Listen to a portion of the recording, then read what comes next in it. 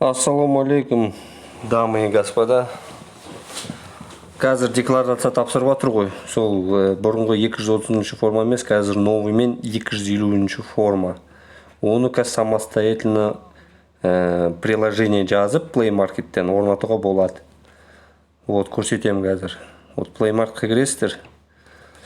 Салық деген, вот, былай, поисқа салық деп жазасыздар.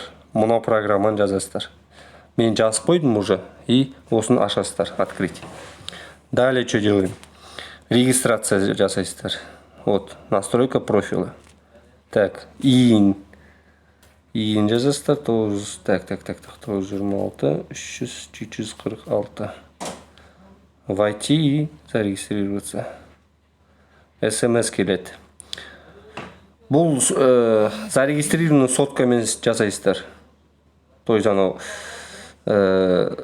сонда регистрация болған номер бар ғой, сол номермен жасайсыздар.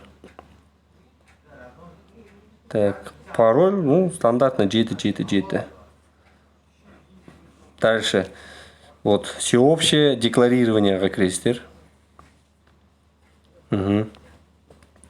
Далее, подать декларацию. Форма 250. Далее, город.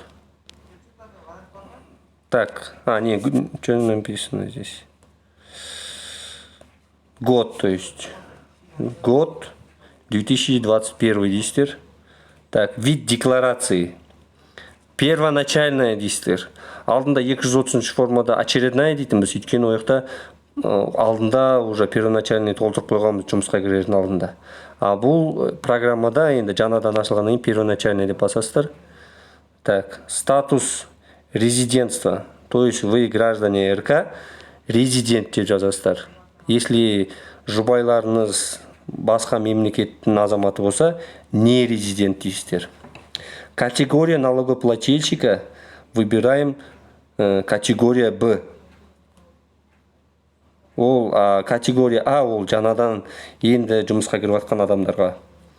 Далее, код государственных доходов дейді. Әр қалада өзіңкі, міне Жамбыл облысына 2101, енді бізде 4301. И я несу ответственность в соответствии с законом Республики Казахстан, надо маған галочка қойсыз. Продолжить. Штеньке баспайсыздар бұл жақта. Еще забыл. Мына жақта, если машиналарыңыз болса, вот, недвижимость, транспортное средство, крестер, добавить дейсіздер. Осы жаққа толтыра бересіздер. Вид транспортного средства, ну, это уже по умолчанию уже разберетесь. Так, далее кете береміз. Продолжить. Сейчас вот это удалим, то, что добавили.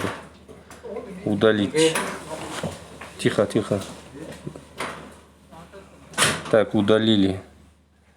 Продолжить.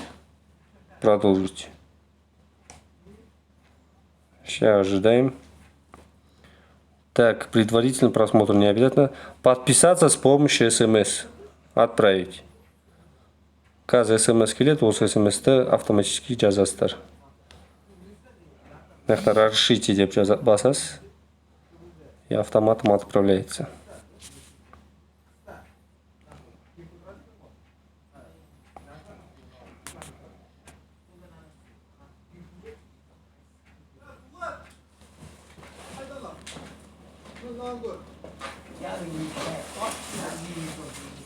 Все, после отправления на яхта блайшат, вот, видите, открытое уведомление, осыған кіресіздер, скачать.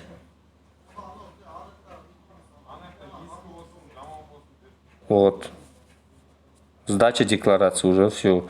Бұл енді декларацияны осы бір соткамен тек қана өздеріңізге декларацияны сдавать ете аласыздар.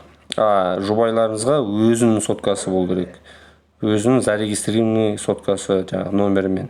Сонда зарегистрированный. Все, удачи, успехов, в ногу со временем. Господа, не тратьте свои деньги.